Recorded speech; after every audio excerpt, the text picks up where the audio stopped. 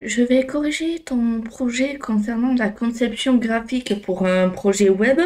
Donc tout d'abord, présentation du contexte et du cahier des charges, présentation de l'entreprise origine du besoin. Champagne Eco est une entreprise familiale de vente de champagne de luxe depuis plus de 20 ans. L'entreprise dispose de plusieurs boutiques en France et souhaite à présent évoluer en proposant la vente en ligne. Contexte et besoins. L'entreprise fait appel à vous pour marketer leur site internet. Le directeur vous a fourni leur charte graphique. Le site se devra de retranscrire l'image, l'identité de la marque le plus fidèlement possible. Le design doit être clair et épuré, représentatif de l'univers de luxe. Il est nécessaire d'utiliser des images libres de droit pour vos maquettes. Donc quelques exemples, on a Pexel, on a Pixabay. Alors pourquoi c'est important d'utiliser des images libres de droit? Parce que sinon on s'approprie le travail d'une autre personne, d'un créateur. On ne peut pas aller sur Google, voir une photo d'anniversaire et se dire elle est chouette, jamais sur mon site internet. Non, cette photo n'est potentiellement pas utilisable. Donc le plus simple, c'est d'utiliser des photos trouvées dans des banques d'images. Alors, on peut paramétrer Google pour trouver des photos adaptées, mais c'est un peu compliqué. Donc moi, je recommande plutôt les banques d'images. En plus de vouloir une présence en ligne, le directeur vous a parlé de l'enjeu principal de son site. Il souhaite promouvoir sa marque et permettre des livraisons partout en France, notamment à l'étranger. Ses clients habituels sont des particuliers, des commerces de distribution, des agences du secteur événementiel. Expression de la demande, réalisation attendue de l'apprenant. Réalisation attendue. Formalisez le projet de vos clients dans un cahier des charges complet en suivant la structure suivante. Cadre du projet, benchmark, considération marketing, conception graphique, spécification fonctionnelle, diagramme UML, aperçu de contenu, wireframe, etc. Spécification technique. Étape pour mener à bien votre mission. Étude du besoin. À partir des informations récoltées, vous réaliserez une réflexion marketing du projet. Vous intégrez dans votre cahier des charges un benchmark d'au moins 2 concurrents sur l'univers de la marque de votre client, afin de vous assurer de bien identifier et comprendre la demande de votre marché client cible. Réaliser au moins 2 personas. Donc ce qui est attendu, le cadre du projet, le benchmark de considération marketing. Concevoir une solution technique pour votre application. Pour structurer votre réflexion sur une solution technique, vous utiliserez l'UML et construirez une suite de diagrammes afin de modéliser les besoins de l'application. On veillerait à produire des schémas UML cohérents par rapport au cahier des charges et respecter les standards UML. Donc ce qu'il faut, diagramme de cas d'utilisation, diagramme d'activité. Pour ceux qui ont des difficultés, j'ai fait des vidéos au sujet de l'UML. Maquettez votre application. À partir de la charte graphique fournie et de votre étude des besoins de votre client, concevoir les maquettes des interfaces utilisateurs de l'application, avec du contenu en langue française ou anglaise, en tenant compte de l'expérience utilisateur pour un équipement mobile de spécificité ergonomique. Formaliser les enchaînements des interfaces. Vous réaliserez les prototypes du site en partant d'une basse fidélité vers une haute fidélité. Ce travail se réalisera obligatoirement en suivant l'ordre des étapes suivantes. Étape 1, réalisation des brouillons papier, le zoning, après avoir préalablement réalisé un benchmark sur l'univers de la marque. Étape 2, réalisation des wireframes. Étape 3, réalisation de la maquette. Alors là, ça demande la page d'accueil, mais si vous faites plus, c'est très bien aussi. Donc, le travail de maquettage sera individuel. Donc là, il y a quelques listes d'outils. Or, c'est pas obligé de tous les utiliser, on fait son choix, bien sûr. Donc, ce qui est attendu, le zoning, le wireframe, la maquette. Donc, dans un dossier zip, j'ai bien reçu un dossier zip. Et voilà. Donc, ce qui est bien, c'est que j'ai reçu... alors, voici le contenu de ton dossier zip, ici. Donc, ce qui est bien, c'est que j'ai reçu les maquettes, le zoning et le wireframe dans des dossiers, mais j'ai également reçu le lien pour accéder directement à Figma. Donc on va commencer par le cahier des charges. Donc maqueter les interfaces utilisateurs web, extrait le cahier des charges. Donc, voilà. Là on a l'étude du besoin. Donc Champagne Eco, c'est une entreprise familiale de vente de champagne de luxe depuis plus de 20 ans. L'entreprise dispose de plusieurs boutiques en France et souhaite à présent évoluer en proposant la vente en ligne. Outre le fait d'être visible sur Internet, son souhait est de permettre à ses clients d'être livrés partout en France et à l'étranger. Donc là, sa clientèle, on sait qui sont ses clients. Donc c'est bien résumé.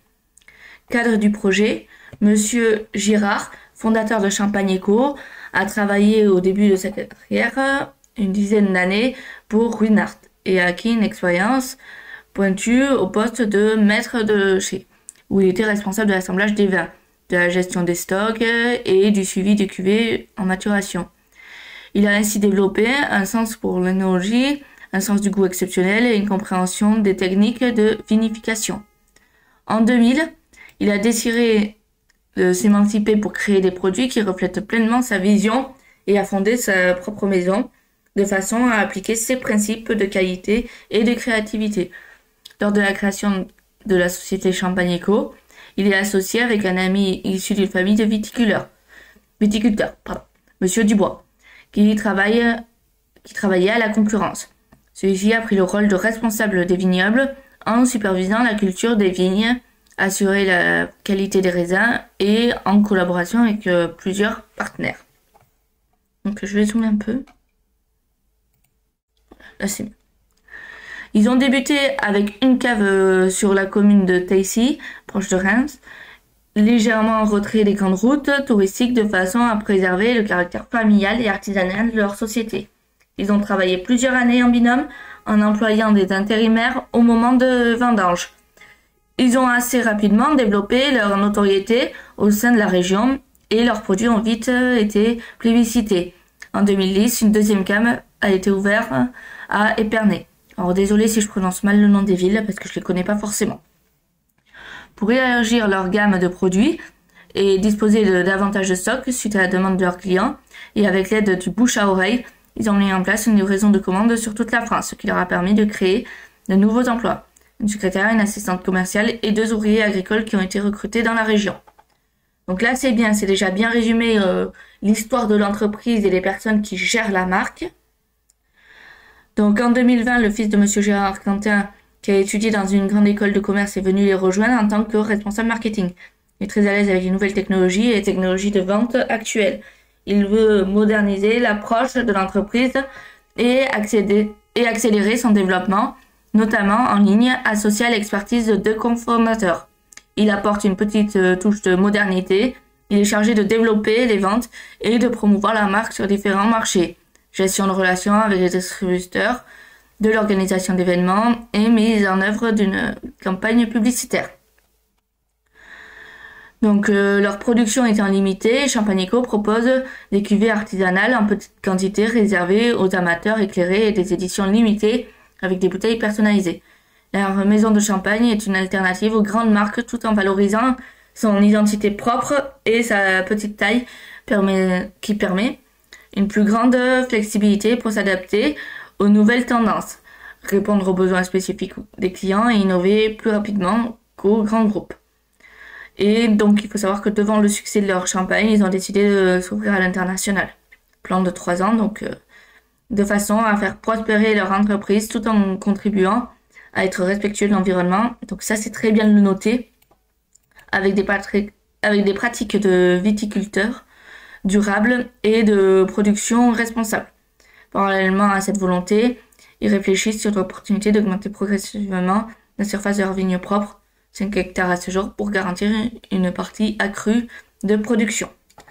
Ok, donc là c'est très bien résumé. Par contre, ce que je te recommanderais, ça serait de mettre une frise chronologique en début pour poser vraiment que les éléments importants dessus. Bien sûr, tu peux laisser ton résumé, mais ainsi, tu n'aurais que les éléments importants sur ta frise. Très bien. Étude de marché.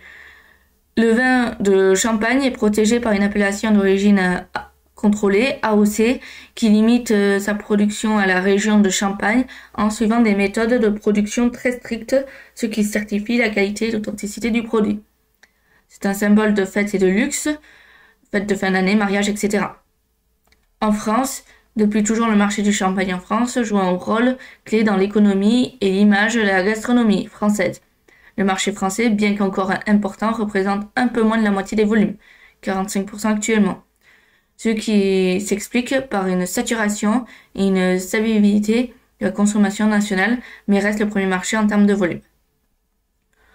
Certaines maisons sont très célèbres et mondialement reconnus pour la qualité de leur champagne. Parmi les grands noms, on retrouve des maisons telles que Moët et Chandron, Veuve Clicquot, Dom Pérignon, Ruinart, Laurent Perrier, Bollinger, Taittinger et Krug. Alors désolé si j'ai mal prononcé. En plus de ces grandes maisons, on retrouve des vignerons indépendants. Ce sont des structures plus petites qui produisent également du champagne de haute qualité avec des méthodes artisanales. Certaines d'entre elles arrivent sur le marché international pour leur caractère unique et leur savoir-faire traditionnel. Les coopératives regroupent des vignerons de plus petite taille, jouant ainsi un rôle sur le marché national et international, offrant des champagnes qui respectent les méthodes champenoises tout en étant souvent plus abordables. Globalement, la consommation française de champagne tend à diminuer légèrement, notamment en raison d'une concurrence accrue avec d'autres boissons et d'évolution sociétale. Donc à l'étranger, en 2023, environ 50% des volumes de champagne ont été expédiés en dehors de la France, un chiffre qui reflète une tendance croissante vers l'international du marché. Les ventes internationales incluent une proportion plus importante de cuvées haut de gamme. Donc là, c'est très bien parce que tu résumes vraiment l'étude de marché du champagne. Donc là, on a les principaux pays consommateurs de champagne. Alors, l'Europe, c'est pas un pays. Mais je comprends ce que tu veux dire. Donc, le Royaume-Uni est l'un des plus grands marchés de champagne français. Principaux marchés en termes de volume, suivi par l'Allemagne, la Belgique et l'Italie. Donc là, tu devrais mettre plutôt continent. Continent consommateur de champagne français ainsi que leur pays. Cette phrase. Donc les États-Unis et l'Asie. Les maisons investissent dans des champagnes marketing international, des événements exclusifs et des collaborations de prestige et ouvrent également des boutiques dans les capitales mondiales pour renforcer leur présence. Les producteurs doivent aussi adapter aux spécificités culturelles et réglementaires de chaque marché pour contenir leur compétitivité. Donc les différents segments de la clientèle. Donc Champagne Eco travaille avec des particuliers, des professionnels et pour les professionnels, ils ont des attentes et des contraintes différentes de chaque segment de clientèle. Donc motivation, donc là on a les motivations, le volume, le budget, déclencheur de l'achat, relation client, logistique. Donc c'est très bien ce type de tableau parce que ça permet de détailler rapidement chaque critère, que ce soit pour le particulier, pour le professionnel. Maintenant, le benchmark, l'étude de la concurrence. Donc, les points forts de la concurrence à répliquer chez Champagne Eco. Alors, peut-être éviter le mot répliquer, mais à répliquer, pardon. Ok. Donc, à répliquer, donc bon, chez Champagne Eco. Alors, peut-être éviter aussi piocher. Les points singuliers de Champagne Eco. Donc là, c'est très bien ton tableau. Alors, je vais pas le dire en entier, hein, mais c'est très bien de faire sous forme de tableau plutôt que d'avoir des lignes entières parce que ça permet une meilleure visibilité. Après, si tu veux développer davantage, tu peux faire des textes, mais là, c'est très bien. Donc là, pareil. Donc, enjeux et objectifs. Donc là, on récapitule ce qui était dit dans les consignes, en fait, mais à madame plus loin, bien sûr. Et en mettant en œuvre ce qui compte être fait pour les objectifs et les enjeux. Donc là, on a 3 personnages différents. Donc, femme de 35 ans, mariée avec un jeune enfant, ok.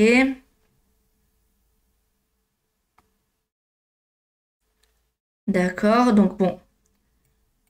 Là, ça va. Ok, donc elle est une personne plutôt pressée.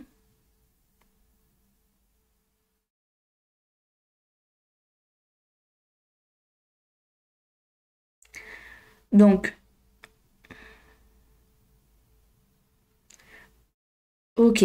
Donc, de ce que je vois, c'est pas mal. Il est bien détaillé, ton persona. Par contre, on ne sait pas son appétence technologique. On ne sait pas, alors j'ai lu rapidement, hein, à part ici où tu commences à le dire, mais on ne sait pas quel réseau social elle utilise. Donc là, tu dis juste présence active sur les réseaux sociaux. Mais est-ce que moi, si je vais sur LinkedIn, je vais la trouver, cette personne? Est-ce que si je vais sur Facebook, je vais la trouver ou pas? Parce que mis à part que tu dis qu'elle est active sur Instagram, c'est tout. Voilà. Et on ne sait pas combien d'heures exactement elle peut passer sur Instagram. Parce que active, ça va dépendre de chaque personne, de ce qu'il entend en fait. C'est-à-dire, moi par exemple, pour une personne active sur LinkedIn, j'y passe au moins 2 à 3 heures par jour en fait. Voilà. C'est-à-dire le temps de rajouter des trucs dans mon profil, le temps de regarder, de publier quand j'ai le temps de publier. Donc voilà. Pour moi, c'est ça être actif. Mais pour d'autres personnes, 1 heure, c'est ça être actif. Pour d'autres, ça va être, bon, ben, je vais y passer 5 heures. Voilà. Donc, c'est très variable. Être actif, il faut préciser ce que c'est. Sinon, c'est bien. Donc, ton deuxième persona.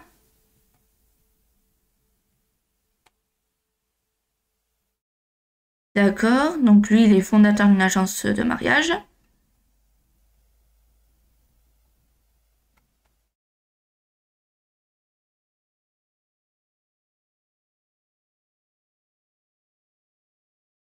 Ok, très bien.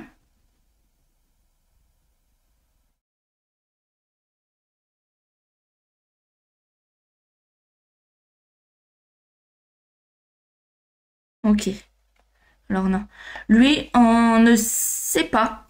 Alors potentiellement, c'est parce que, bon, on pourrait se dire, bon, il a 50 ans, etc. Mais c'est pas ça. Ce que je veux dire, c'est on ne sait pas du tout quel réseau social il utilise. Ah si, tu le mets là. Pardon. Facebook, LinkedIn et Pinterest. Donc, ok, on le retrouve sur Facebook, LinkedIn et Pinterest, mais comment dire, combien d'heures il va passer par jour sur ces réseaux? Toujours pareil en fait. Quelle est son appétence technologique? Voilà. C'est tout ce type de questions qu'il faut savoir pour savoir où le... Alors, on sait où le cibler, mais on ne sait pas combien d'heures il passe par jour, donc on ne peut pas forcément faire une publicité adaptée. Donc, Alain qui est restaurateur, donc...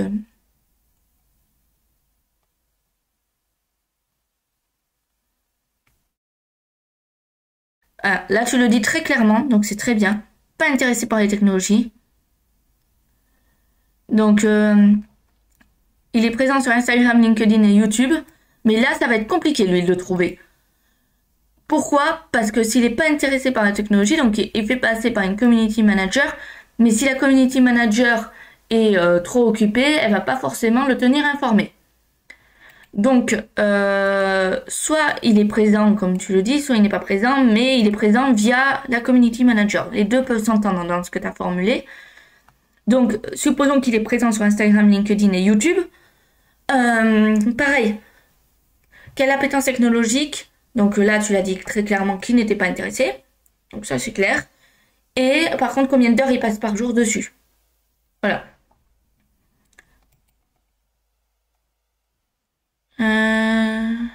Très bien.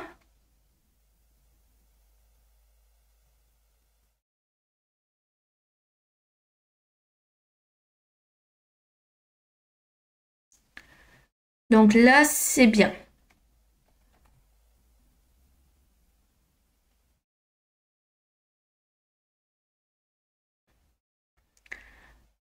Donc,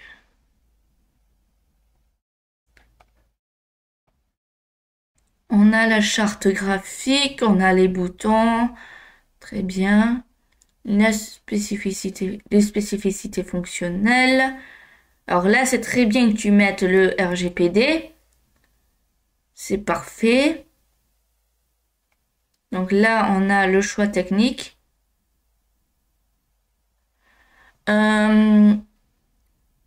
WordPress, oui, ça peut être un choix. Alors le truc, c'est que là, tu parles du front-end et du back-end. Donc c'est un peu perturbant de mettre WordPress derrière. Mais c'est une possibilité en soi, hein. C'est tout à fait possible. Donc, pour WordPress, Donc HTML, CSS, parfois JavaScript. Oh, ok. Backend, très bien. Donc là, ok. Alors après, bon, je pense que très clairement, on s'attend à ce qu'il y ait d'autres technologies, par exemple du Symfony, du React, du Spring Boot, du Django, etc. Pas forcément un CMS, mais je comprends la logique du CMS parce que forcément c'est plus simple et il y a déjà la partie sécurité avec les paiements liés au CMS. Alors, faut être prudent, hein, parce que dès le moment où il y a une partie paiement et où il y a, par exemple, de la santé aussi qui rentre en compte, alors là, je fais un aparté, hein, mais de la santé qui rentrerait en compte sur un site, il faut que le site soit hyper sécurisé. Il n'y a pas d'autre terme. Donc, l'accessibilité, très bien. Donc, ça, c'est très bien d'en avoir parlé. Et la sécurité. Donc, alors, l'UML, donc, alors, là, tu as choisi de le faire un site en diagramme d'activité, donc c'est possible. Le problème, c'est comme on peut le voir, là, ça finit un peu par se mélanger les flèches. Mais c'est pas grave. Donc, un utilisateur crée un compte, il arrive ici, il se connecte. OK. Parce que là, pas de souci. Un utilisateur peut choisir un produit. Est-ce qu'il est en stock? Donc, là, si c'est non, il retourne à choisir un produit. Si c'est oui, il met dans le panier et il doit se connecter. Très bien. Un utilisateur consulte l'histoire, la marque, etc. Ok. Donc là, par contre, tu as fusionné les trucs, mais bon, c'est pas grave, je comprends l'idée. Il peut consulter le catalogue. Et donc, de ce fait, il choisit un produit. Et là, on revient à ici. Mettre dans le panier. Et il peut retourner consulter le catalogue. Donc, une fois qu'il est connecté, il peut contacter le support. Et les administrateurs vont répondre au chat. Mais là, par exemple, on va répondre au client. OK. Il peut se connecter, valider le panier, donc enfin, saisir les infos de livraison, payer. Là, ça demande paiement OK. Si c'est non, ici, sortie. Si c'est oui, on confirme. Ça contacte le transporteur. Ça prépare la commande. Et on sort. Enfin, après avoir réceptionné la commande. Donc ça, c'est très bien. Son diagramme d'activité est vraiment pas mal. Voyons l'autre. Donc, cas d'utilisation. Donc déjà, c'est très bien parce que ça fait le principe d'héritage. Donc, un internaute, il peut créer son compte, consulter le site. Il peut faire des recherches, mettre dans le panier, commander. Donc, OK. Donc, produits, services, livraison express. Donc,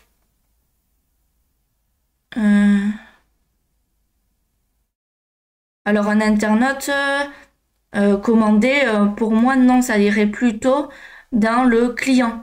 Le client peut commander. Un internaute, à la rigueur, il peut mettre dans le panier s'il veut. Ça ne veut pas dire qu'il aura payé. C'est un peu comme Amazon, si on veut. On peut mettre dans le panier, ou AliExpress. On peut mettre dans le panier et attendre, sans payer forcément. Mais pour commander, pour moi, il faut être client. Donc, s'authentifier, payer, donc les différents moyens de paiement, prendre contact avec le support et un administrateur. Donc, forcément, c'est un internaute et un client. Il va gérer les produits, gérer les utilisateurs, gérer les commandes, répondre aux clients par téléphone, par email. OK.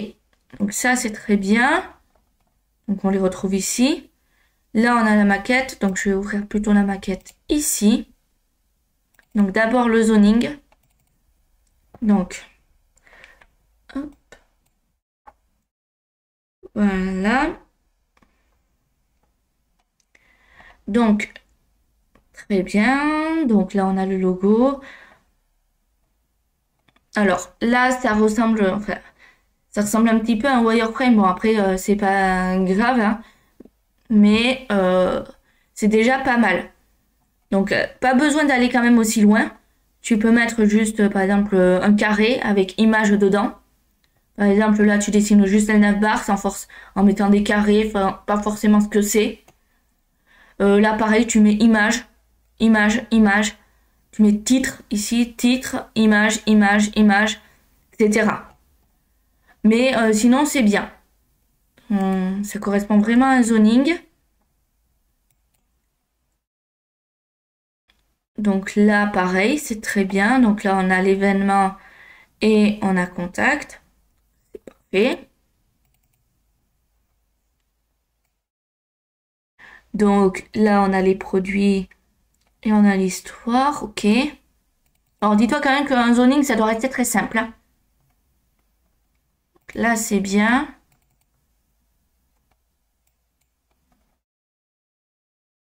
Ok. Donc là, on retrouve tout, en fait. Très bien. Donc là, c'est très bien. Alors, pour le wireframe, tu m'as envoyé la version comme ceci. On va regarder. Alors, là, j'ai vu que tu avais séparé tous les trucs. C'est pas une obligation. Tu peux par exemple créer une page wireframe et une page maquette sur laquelle tu mets tous les écrans. Pourquoi? Je vais te l'expliquer après.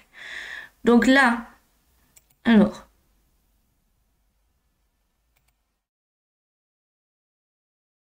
je me remets en position. Alors, j'ai pas, ok, j'ai pas la possibilité moi de faire des modifications. Ce n'est pas grave. Donc ici, si on regarde la navbar, on a logo, on a les textes. Là, on a contact. Très bien. Et on a navbar. C'est très bien. Donc, tu as bien nommé, c'est parfait. Alors, juste. Bien. Si on regarde le slide. Ok, parfait. Alors là, ok.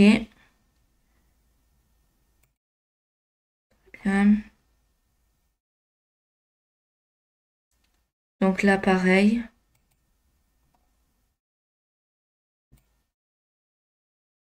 C'est parfait.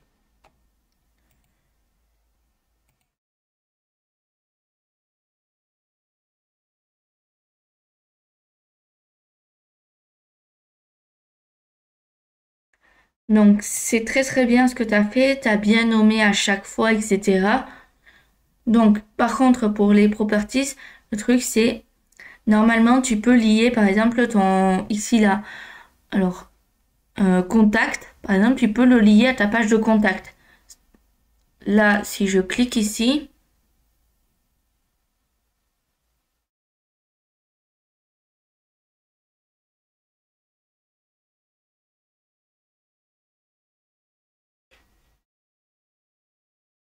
voilà.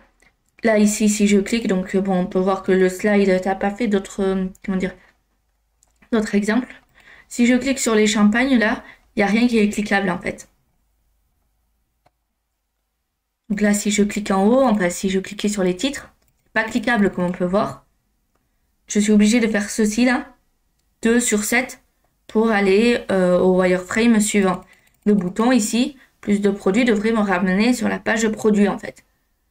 Pour ce faire, il faut aller sur, donc là c'est, on l'a pas, mais ça serait sur prototype, je crois que ça s'appelle, et ramener les branches pour aller voir la suite. Donc maintenant, la maquette. Ouais. Donc, layers. Donc là, pareil, hein, très bien. Si j'ouvre content, donc là, j'ai le slide.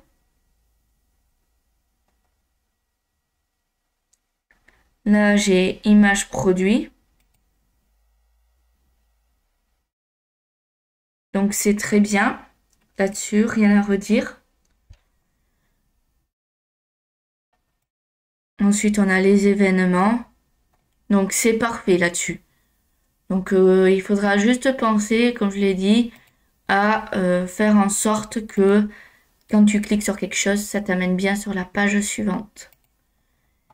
Et là, on a fait le tour. Donc, c'est du très bon travail. Continue comme ça.